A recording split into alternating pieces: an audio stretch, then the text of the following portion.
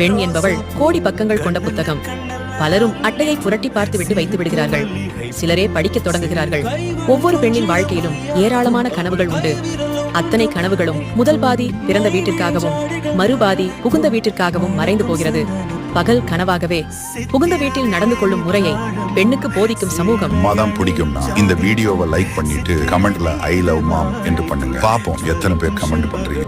மனைவியின் குடும்பத்தாரை எப்படி நடத்துவது என ஆணுக்கு போதிப்பதில்லை. ஒரு பெண் உன்னிடம் தன் பிரச்சனையை சொல்கிறாள் என்றால் அதற்காக அவர்களை குறை கூறுகிறாள் என்று அர்த்தமில்லை.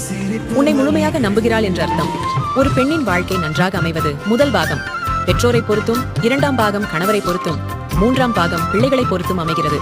ஏனென்றால் அவளுக்காக அவள் வாழ்வதே இல்லை. பெண்ணின் உணர்வுகளை மதிக்க கற்றுக்கொள். உன்னை தேடி வருவாள். தோழியாக, காதலியாக, தங்கையாக, அம்மாவாக.